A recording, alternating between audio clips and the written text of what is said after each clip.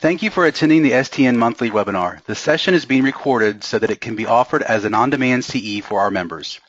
Your lines are muted, but if you have any questions during today's presentation, please type them into the box on your control panel. I will address any questions that I'm able to, and today's presenter will address specific questions at the end of the presentation as long as time allows. STN is an accredited provider of continuing nursing education. To claim CE for this session, you must attend the entire session and complete the online evaluation of the presentation. If you are attending this live session, you will receive an email about 1 hour after the event with directions to complete the evaluation. Certificates will be emailed approximately 7 to 14 days after today's event. If you are viewing this session as an on-demand CE, you will be able to download your certificate after completing the quiz and evaluation. We hope that you gain great value from our educational session. Today's session is titled Leadership Skills, Tools to Put to Practice. This is presented by Karen McCauley and Sean Elwell. Sean Elwell, MSN, RN, EMT, is employed at the Alfred duPont Hospital for Children. Sean graduated summa cum laude from Drexel University with an MSN in Leadership and Health Systems Management. Sean is a member of the Trauma Program, where he was the Injury Prevention Coordinator and then promoted to Trauma Program Manager. As part of the Trauma Program, he led the charge to become a Level 1 Pediatric Trauma Center. Sean is actively involved in several professional organizations, including the Society of Trauma Nurses, where Sean is Director of Large in charge of leadership development and played a key role in the development of the trauma certification for registered nurses. Sean also remains active in his community. He is currently serving as mayor of his township and deputy chief of his volunteer fire company and ambulance squad. Karen McCauley, BSM, MED, DHA, RN, is the Trauma Program Director at All Children's Hospital in St. Petersburg, Florida. Karen holds a Bachelor of Science degree in nursing and a Master of Education degree in health education from Penn State University. She also holds a Doctor of Health Administration degree from Phoenix University.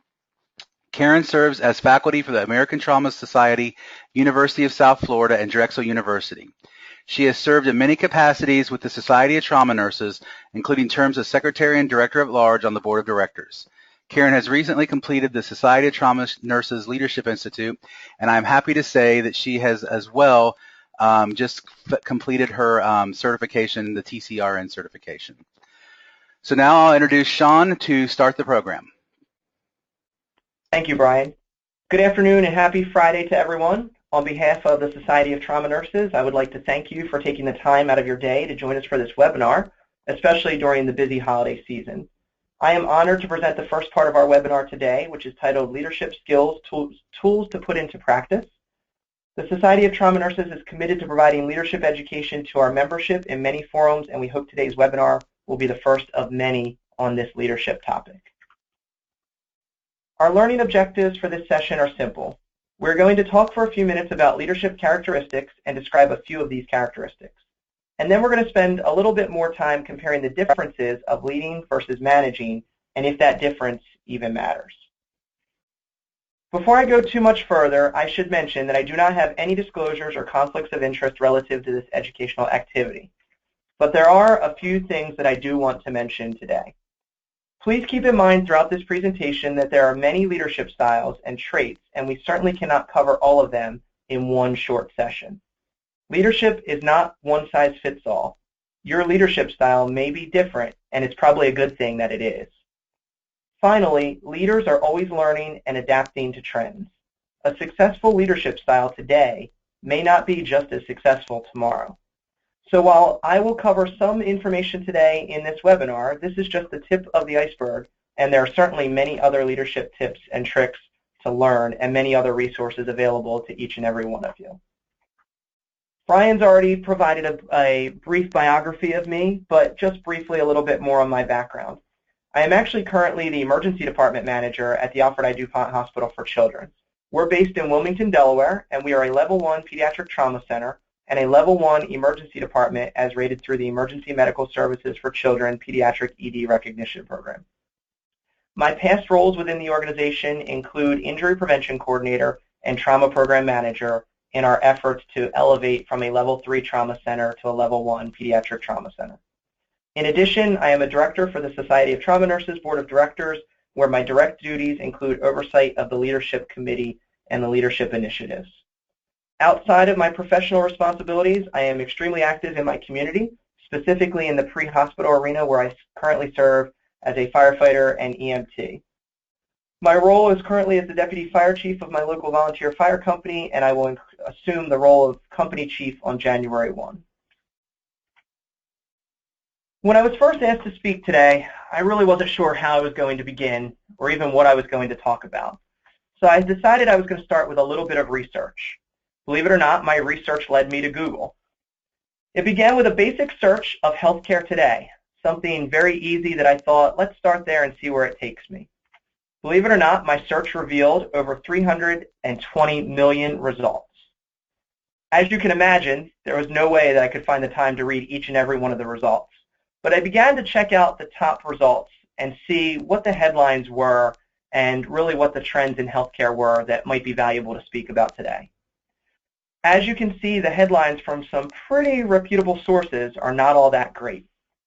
The 5 biggest problems in healthcare today, fixing healthcare from the inside today, healthcare changes to watch, what is happening in healthcare settings today, and finally, growth in healthcare costs. Regardless of if you think healthcare is heading in the right direction or not, I think we can all agree that there is a lot of uncertainty in healthcare today. The next few years are going to be full of twists and turns as we navigate the changing healthcare system. These twists and turns require each of us to be nimble as leaders and require us to adapt our leadership style to the different curves and twists that may be thrown our way. Healthcare is changing in many ways. While change is often difficult, not changing can be fatal.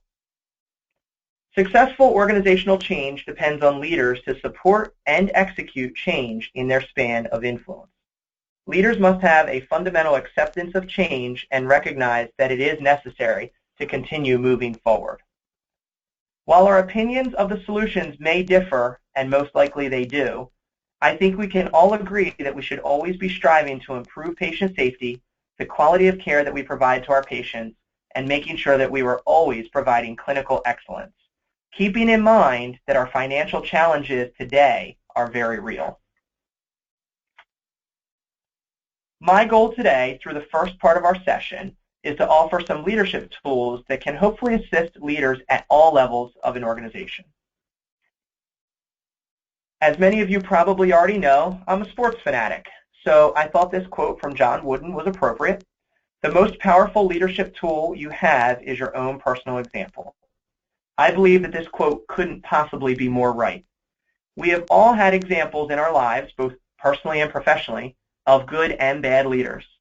It is our job to learn from those experiences and incorporate what has worked and what has not worked into our own personal leadership toolbox. Some have asked, why is this an important topic for trauma nurses? What would a trauma nurse possibly get out of this topic? It's actually pretty simple. Trauma nurses are leaders in every aspect of the word. We rely on them for their patient assessments. We rely on them to monitor patient status. They assist with or even perform life-saving procedures. We rely on them to be there for our families in their time of need. And perhaps maybe the most challenging role for trauma nurses that we rely on them for is to keep trauma surgeons straight, or at least as straight as we all can. Leadership is defined by many different individuals in many different ways. If we asked each of us today on this webinar to define leadership, we would probably all have a little bit different of a definition.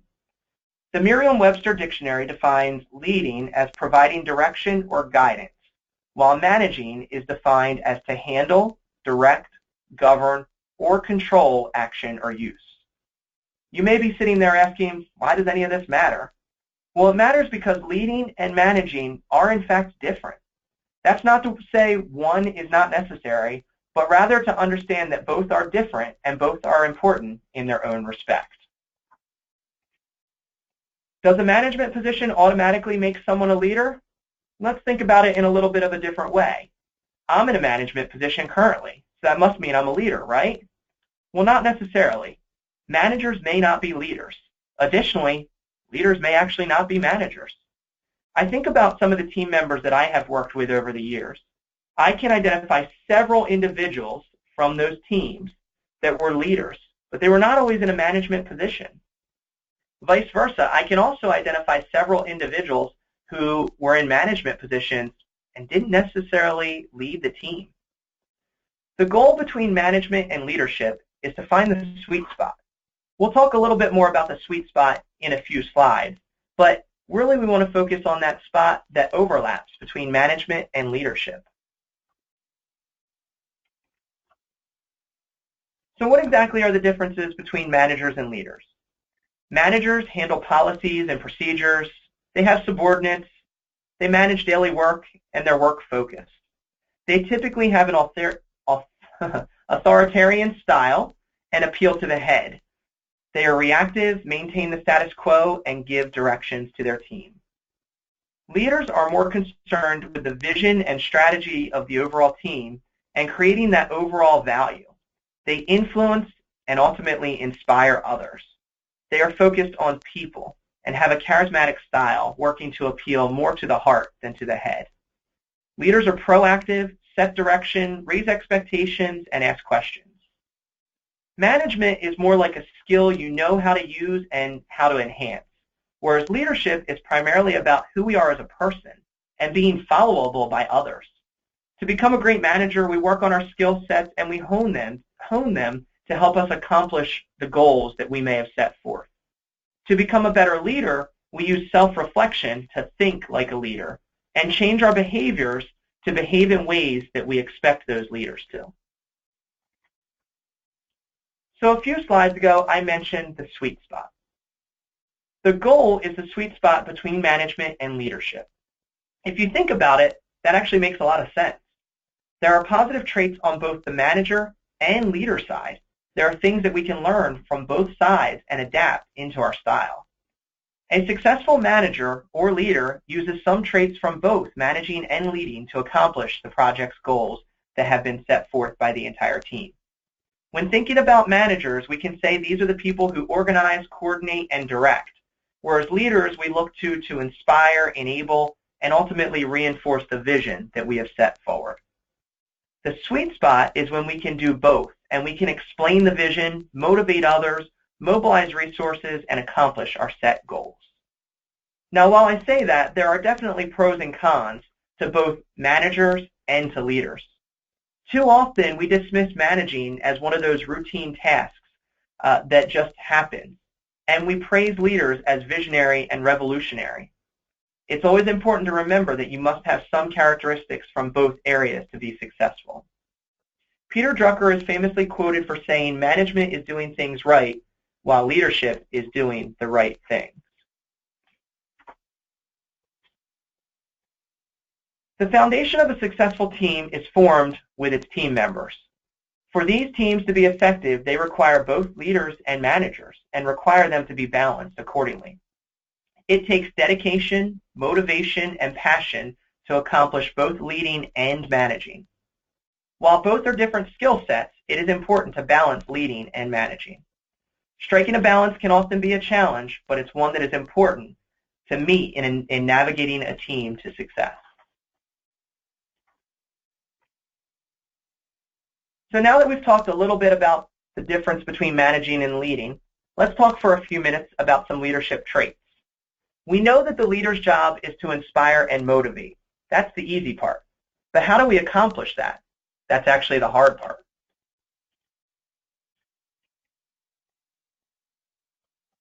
First, we need to understand the influence of others and even our own influence. New leaders tend to focus on managing staff and task-oriented work and save leading for a later time. We do this because managing staff provides us with tangible items that we can cross off of our to-do list. Don't get me wrong, these are important tasks to complete, but we can't forget that we are leading a team. I took on a team once that was in disarray, as I'm sure many of you on this webinar have. It was very easy for me to get caught up with the management items because they had been neglected for some time. The problem that I faced was that addressing those management issues really was overwhelming. And ultimately what that did was it took me away from leading the team forward. And so while it's important to ensure that we are leading the team and managing the team, we've got to have a good foundation and make sure that we are completing those management tasks and leading the team at the same time. We also need to know what our current state is. We need to know the program we are leading. We need to know the current state of the team. We need to know the department, the organization, or it may even be the specialty in which you're involved. But knowing the current state is extremely important. Take the time in the very beginning to know the program and have a clear understanding of where you are and where you want to go. While some parts of the state of your team may be obvious, and you may actually want to make immediate changes, take that second, take the time to have a complete understanding of the complexities that exist. Those initial thoughts and initial feelings and things you may want to immediately change may not be so simple and may actually be more complex than you had originally thought. Although not an easy task at this point, attempt to understand the overall healthcare climate and finally align with the mission and vision of your organization. We need to ensure that we are heading in the same direction as a team that the organization is, and we are not heading in opposite directions. Now that you've identified where you are, it's time to think about where you're going and where you want to be. Once you've identified your vision and aligned it with the organization, you can begin to assess the gaps that exist within the program. These gaps will probably start to become obvious to you. You're at point A and need to get to point B, but what's in your way? These gaps will guide you in defining the problem or problems that exist. Not only defining them, but identifying your plan to meet these gaps and your expectations for the team in delivering on meeting those gaps. Knowing where you are going, or at least where you want to go, is an important step that you should never skip. Setting goals may be one of the most important pieces in your leadership journey. Regardless of if it is the most important or not, without a doubt, setting goals is crucial to success. Goals give a clear understanding of what the team is working towards. They also allow the team to measure the progress they are making. Goals should be realistic. We never want to set a goal that's an impossible goal, as it will be met with resistance by the team almost immediately. Goals should also be measurable, which allows us to monitor our progress. Goals should be discussed frequently and barriers reported. In fact, I really encourage goals to be discussed frequently. The more that the goals are discussed and shared, and the more transparent you can be in the goals and what barriers you are facing, the more they will be understood by the entire team. And that will ultimately lead to more buy-in from those team members and everybody heading in the same direction. A goal without a plan is just a dream. And while dreams may come true, we need to have goals in place to make sure that we can head in that right direction and that we are all aligned in what we are thinking. I'm not going to go into too many details on team engagement because our second speaker this afternoon is going to talk on that. What I will say, though, is that the leader of the team should have a good grasp on who is engaged and who is not. Relating to your team members and understanding them will allow you to capitalize on their strengths and their weaknesses. This will initially be a time-consuming task, but it is one that is well worth the investment and the energy that you spend on team engagement. Engagement among your team has many positive impacts and can be done in many ways. I don't claim to be an expert on getting your team engaged, but I will offer a couple of tips. First, find ways to connect with team members individually. A number of variables play vital roles in shaping a team member's workplace experience, from generation to gender to career. All of these things impact a team member's experience and how engaged they are in the team work. Attempt to understand the talents and needs of each employee. Focus on, and not only focus on, but develop team member strengths. Building strengths is far more effective than trying to improve weaknesses, and it boosts engagement. Many refer to this as building the emotional piggy bank. I know that's terminology that we use extremely frequently. According to research, people who use their strengths every day are 6 times more likely to be engaged on the job than those that are not utilizing their strengths. Don't forget to enhance team members' well-being. A lot of times we take their well-being for granted, but it's extremely important that we focus on that. Don't expect team members to compartmentalize their work lives and their personal lives. It's the whole person who is a part of the team, and each person's well-being influences individual and organizational performances. If our personal lives are not in order, then it's really difficult for us to be engaged in any other activities. We all want to love our jobs and care about the work that we do on a daily basis, and we need the support of our leaders to do so.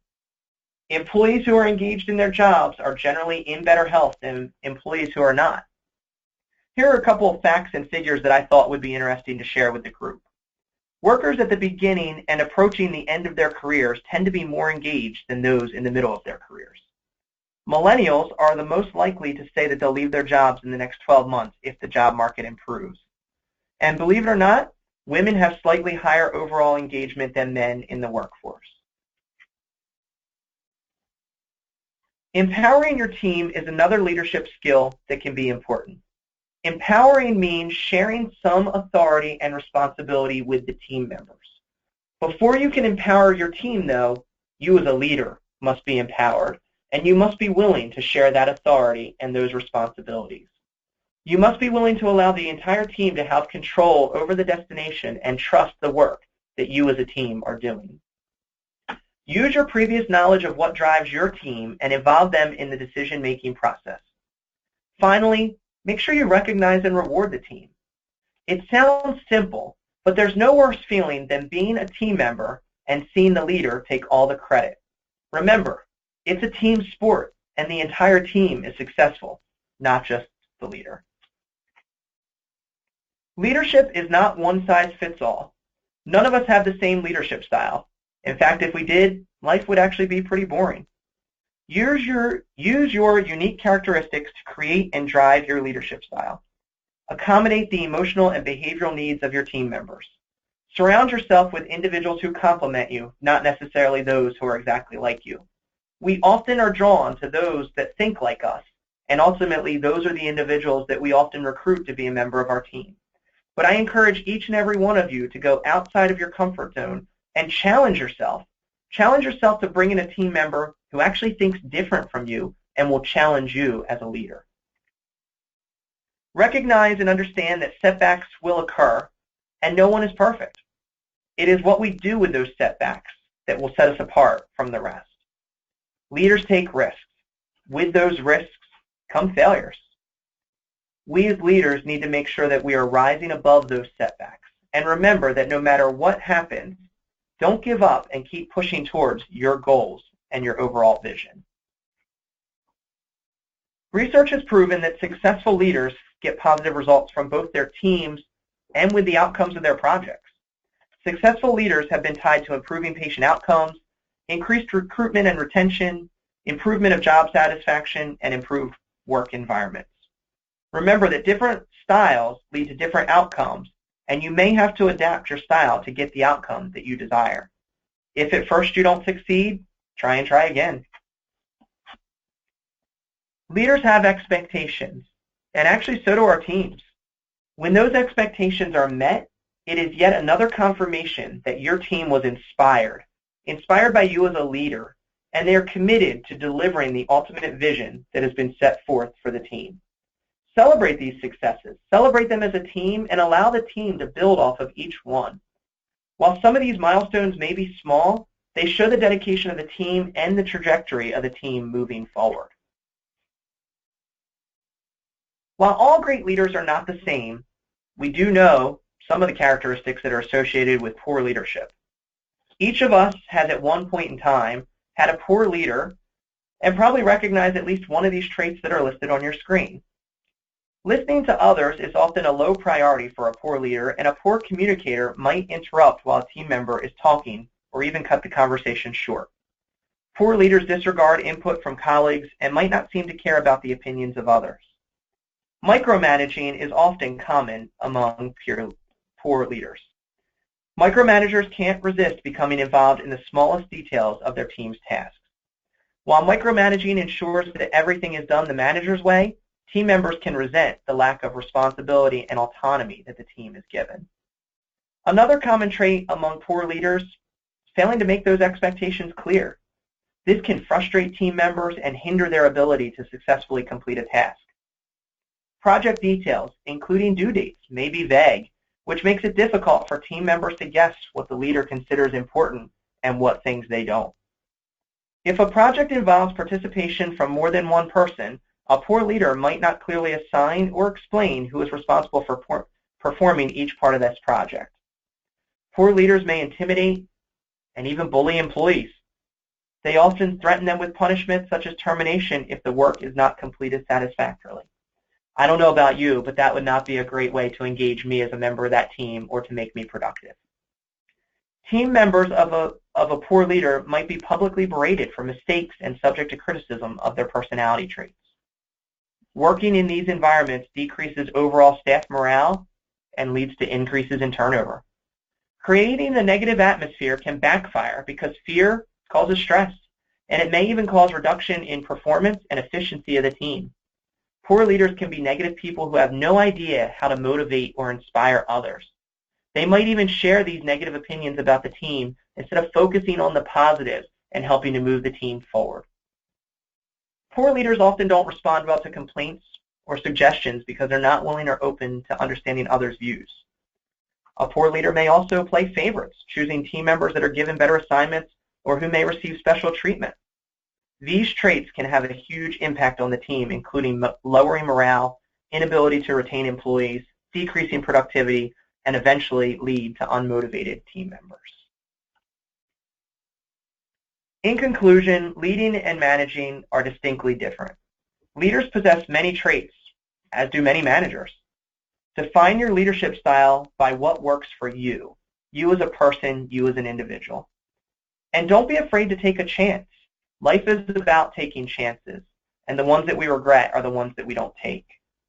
And finally, nobody ever said it was going to be easy. Managing and leading are both extremely difficult and require a lot of patience and dedication, and it's really important that we don't give up when we're moving forward. I have my references listed on the screen that were utilized for this webinar. There's also a thank you that I need to give to Amanda Elikofer because this webinar was based on an article that her and I co-authored for the latest journal of trauma nursing through STN, and so I want to make sure that I recognize her for her contributions as well. The final slide is my contact information. Please feel free to reach out if you have any questions or if I can ever be of any assistance. And again, thank you for allowing me to present and taking the time to spend with us this afternoon.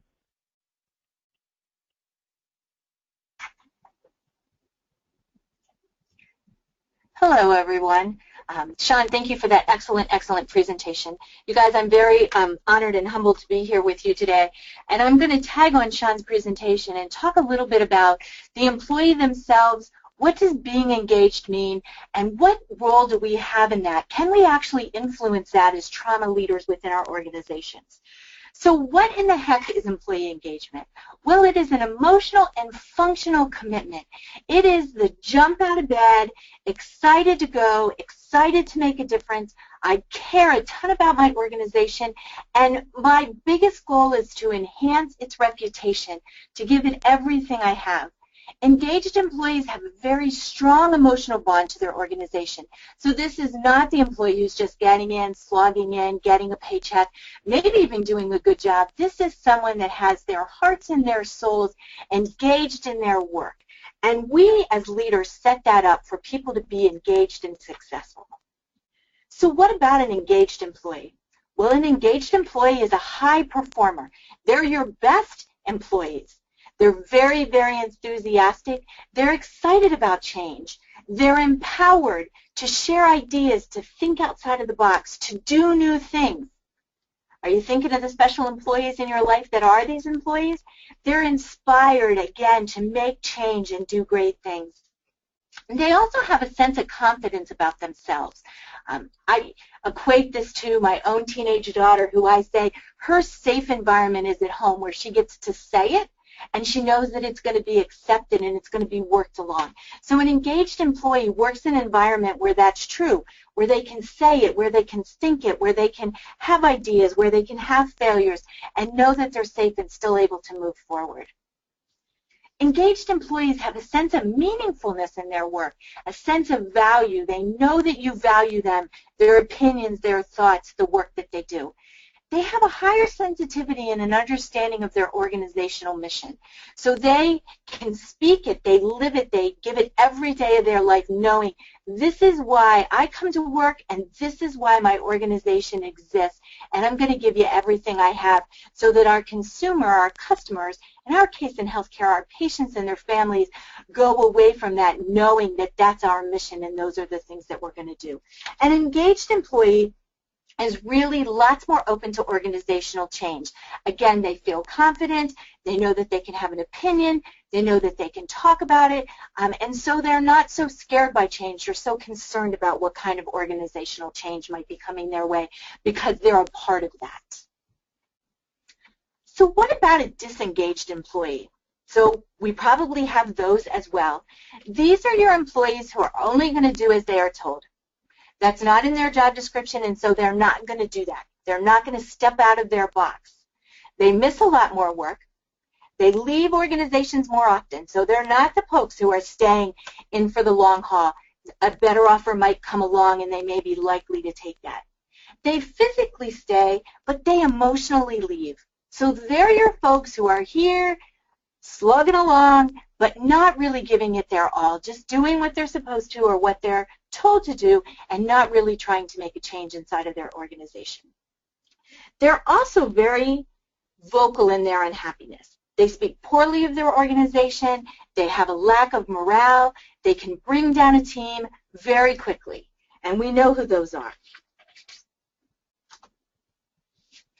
This has to be the scariest thing I read. Now understand that we're going to take one end of the spectrum to the other end of the spectrum. So you're engaged employees, and I know you're thinking about them, and then you're disengaged or unengaged employees at the other end of that spectrum. But look at this. 71% of employees within an organization are not fully engaged. Now that does not mean they're totally disengaged, right? So our employees that are engaged are the ones we're going to spend our time on making sure they're staying satisfied. And we want them to influence that big in between.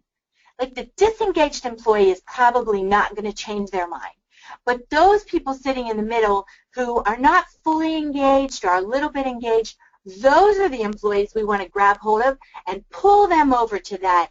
I want to get out of bed every day and I want to make a difference within my organization. So does it really matter if an employee is just putting in their time or if they're fully engaged or somewhere in between on that spectrum? Well, it absolutely, totally does matter. The literature tells us that those employees that are engaged have a 202% higher productivity. They work better on teams and are much more effective in their teams. They produce 26% higher revenue per employee. And their environments, look at that, 49, almost 50% safer in an engaged employee's environment than in a disengaged employee's environment. They have higher growth, higher productivity, higher revenue, and higher safety, which we just saw, and they have less turnover and less absenteeism. And we know without question, the literature tells us again, turnover within an organization costs across the country more than $11 billion a year.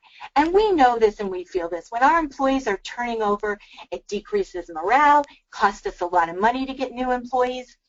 Our teams have to run short, and so it can be very difficult. In addition, it matters because engaged employees within organizations provide safer and higher quality patient care. Again, these are the folks who are thinking outside of the box, whose goal is to increase the reputation of our organization. And so I'm doing everything I can to make sure that my customer is satisfied. They strive for higher satisfaction. So the 90th percentile isn't good enough. We're going to work towards that 100th percentile of patient satisfaction and patient safety. And they are clearly a lot more motivated. Oops, skip that slide, sorry. So there are many different theories of which we can talk about or which the foundation of engagement is on. So we're going to talk about a few of them very briefly here. So the first one is the social exchange theory. Now this is a foundational theory for workplace behaviors. It does not define engagement, but does talk about why do people do the things that they do. And the social exchange theory is based on relationships. These relationships build trust, loyalty, and a commitment. But the exchange is based on reciprocity. So essentially, one good deed deserves another. So you're going to do something for me, and I'm going to do something back for you. And we all feel this in many different aspects of our life. It's based on the perception of balance of the relationship. What kind of relationship each one of us thinks that we deserve, and the chances of having a better relationship with someone else might be the reason why I'm not staying in my organization, because I think that next relationship is going to be better. It maximizes the benefits while minimizing the cost to me, and it definitely develops over time. So the social exchange theory doesn't just start right out of the gate. And the social exchange theory can produce positive work behaviors and positive employee attitudes. Important, especially the relationship part of it, but it does not guarantee engagement. So we all know Maslow, right? His motivational theory. It encompasses the effort. How much work am I going to give you? And how persistent am I going to be? Am I going to stick the course to get to the goal, or am I going to give up somewhere along the way? Am I going in the right direction, or have I veered off my path? And then the goals are both individual and organizational. And it's really important that both my individual and the organizational goal are aligned with each other. So it's no good if the organization is going one direction and the individual is going another direction. That motivation has to be going the same direction. Now, Maslow tells us that it's based on a hierarchy of need, that everyone is capable of climbing this motivational ladder, although few of us ever make it. And he says that one must get to the basic needs before you can move on to the next. And so none of these things should surprise you. Down at that biological and physiological, the first thing we have to do is have sex, food, and water, those basic needs that we need to have. Then we have to be safe, so we have to feel secure in our environment. After that, it becomes friendship and family, and then our confidence, achievement, respect by others. When we get in there to the cognitive, that is really that knowing and understanding, followed by an agreement or a visit of the structure and the beauty. And then we're moving way up there to the very top. So you can see how quickly or how difficult it is to move up this Maslow stage of motivation. Self-actualization is actually finding and working on your full potential, whereas transcendence, then the very top, is the experience that unite with, that serves beyond our individual self. So you can think of yourself where you are in your Maslow's stage of motivation and where many of your employees is. But this gives us a good idea, again, of what it is that might motivate our team and might begin that beginning stages of engagement. The Pascal theory of leadership is a goal setting and expectancy theory. It's the, if I do this, what is it that I'm going to get for it? Okay? An individual will act in a certain way based on the expectation that the act will be followed by a given outcome and on the attractiveness of that outcome to the employee. So think of your employee that's here for a paycheck. Their goal is to make money, and the expectancy theory is if they perform at the level you expect, then they're going to get a paycheck. We need to set, or they set, realistic but challenging goals. We always want to be trying to push people to go just a little bit further, to give a little bit more when they can do that. And we need to make sure that we offer rewards, and it's important that those rewards matter. So our employees and ourselves, are we satisfied? Are we motivated? Are we engaged? Well, job satisfaction or satisfaction is just the degree to which the job is fulfilling. I have job satisfaction. I'm happy with my job, happy with what's expected. I'm happy with what I do, and I'm happy to come to work. Motivated is that ability and desire to get things done. And then engaged, which we talked about, is that fulfillment of the heart and soul. It's the relationship with the job. So Can you or should you or do you influence employee engagement? Well, you absolutely, of course, do. 70% of employee engagement is controlled by the manager. So a highly engaged executive team will likely have about 39% of their employees that are more engaged. Managers, however, who are highly engaged, are more likely to have upwards of about 60%, hanging in that 59% or so, employees that are more likely to be engaged. So our own engagement in our organization has a tremendous influence on whether our employees are engaged. And here's what employees say, engaged employees say about their manager. They helped me accountable, they supported me, and they recognized me when. The jobs of us as leaders in trauma. So what is it that employees say that they need? What is it that makes that difference between coming to work, doing my job, and really putting my heart and soul into my job? Well, the first thing they need to have is meaningful and challenging work. They need to know why they come to work every day and what a difference they make.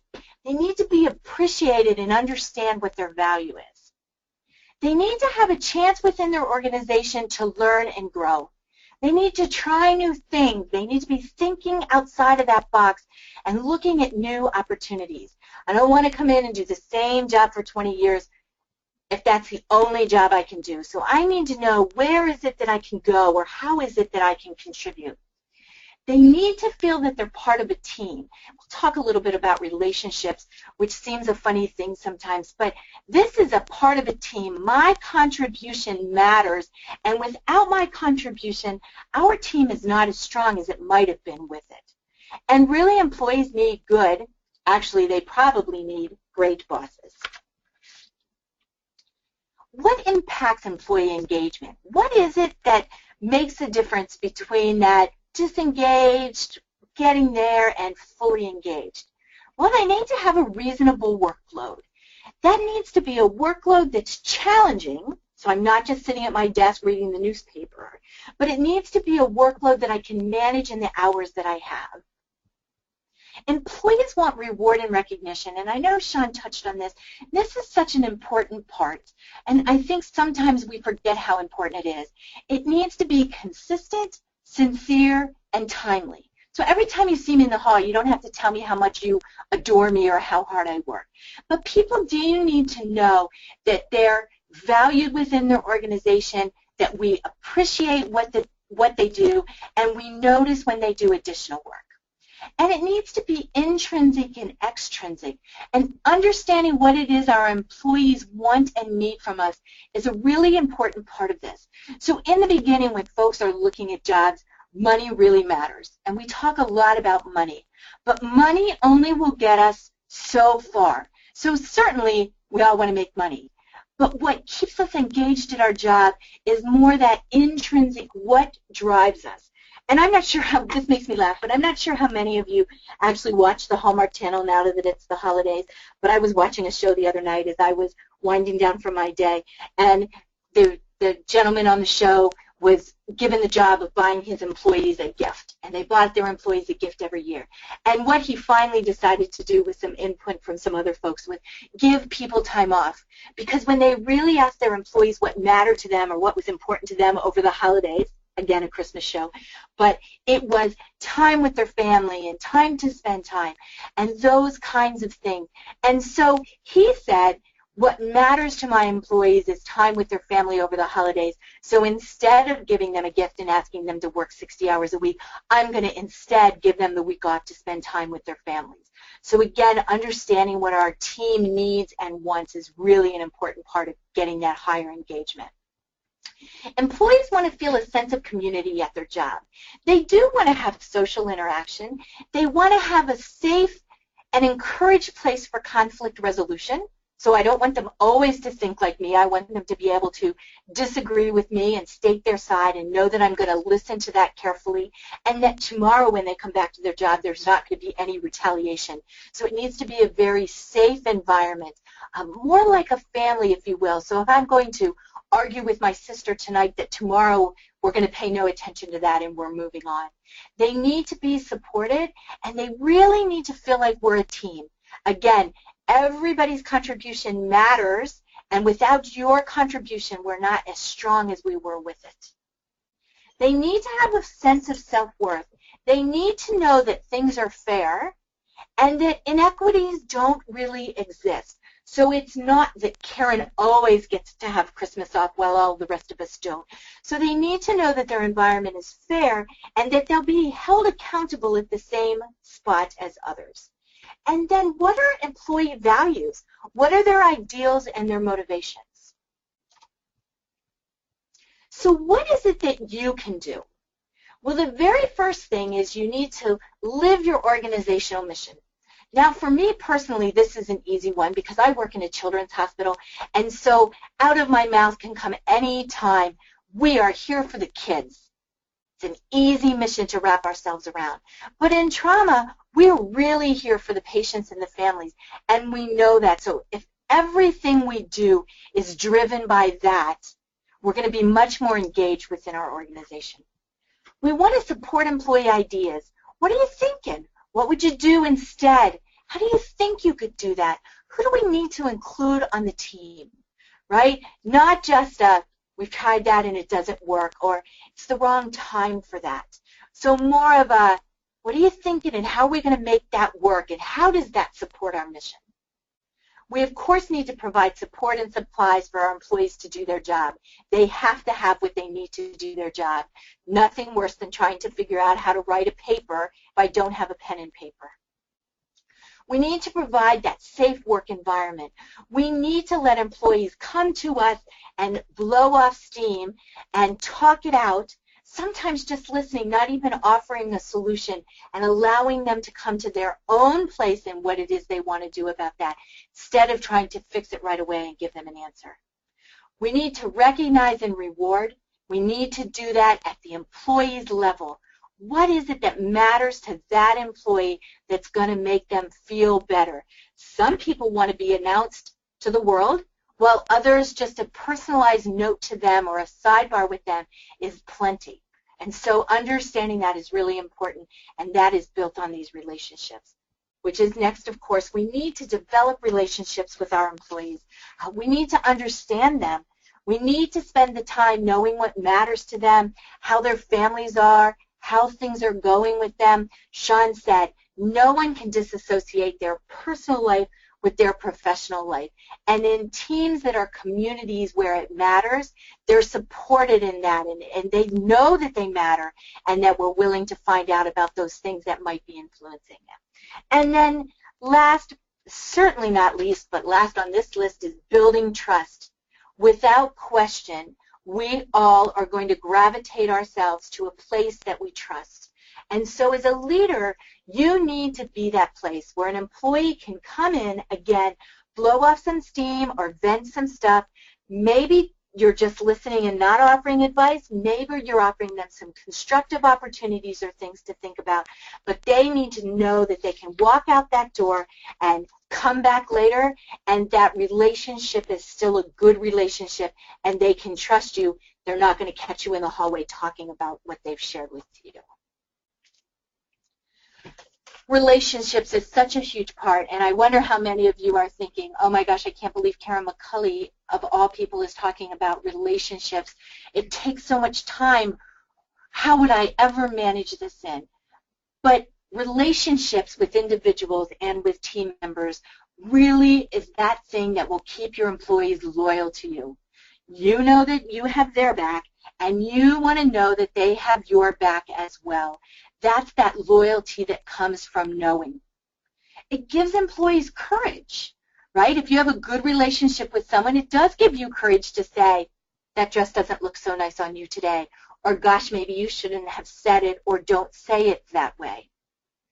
It gives employees motivation, right? They're loyal. They know that they can go out there and do things, and so they're motivated to do those things. They're motivated to think outside of that box and bring their best ideas forward. And relationships are really what make employees want to come to work every day and give their very best. And we know that, right? We feel that in our own personal and professional lives. When we know that the relationship is good, we're much more excited to go to that meeting or to work on that team or to do those projects that are coming our way. So what can you do? Well, here we are right at the end of December, New Year's resolutions coming our way. The very first thing is to take some time and just contemplate, what's your own level of engagement? Are you that heart and soul within your own organization? Because again, remember, your level of engagement is going to have a profound influence on the rest of your team's engagement and interest in their job. So where are you falling? And if you're not where you want to be or where you think you ought to be, what is it that you can do moving forward to change that within yourself? Because again, your engagement is going to influence that team engagement. And so if you're not quite where you want to be or where you wish you were, what is it that you can do? Where there are a couple of ideas given today in the presentation that you can say, yeah, I think I can tackle that and I can manage that. And I'm going to start out that new year working on those things.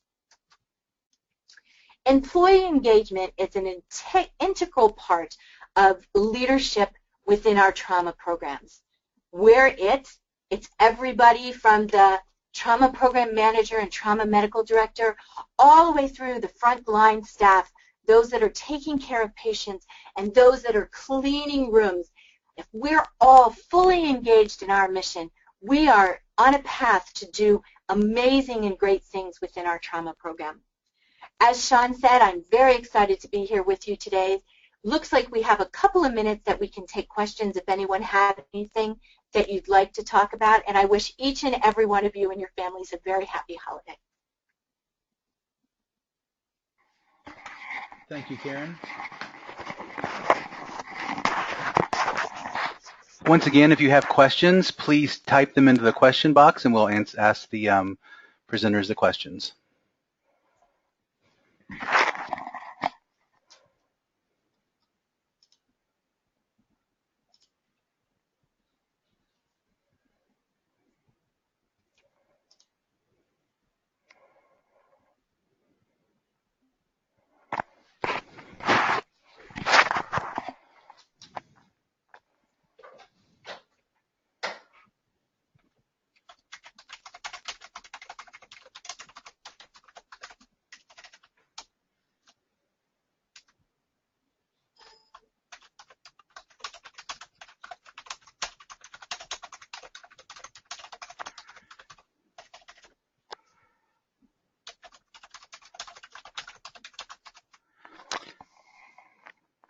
Again, if you have questions, just type them either in the chat or the question box.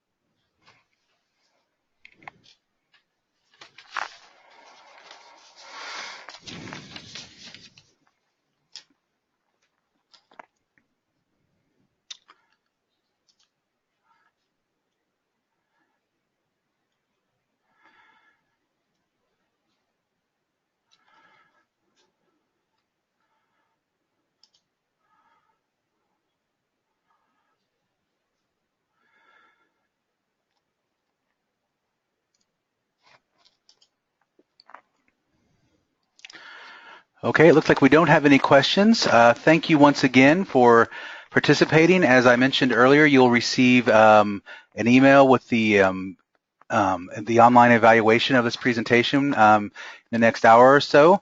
And then your CE will be emailed to you within the next 14 days. I want to thank everyone for participating. Thank you, Karen and Sean, for your insightful information, and wish everyone a happy holiday. Thank you.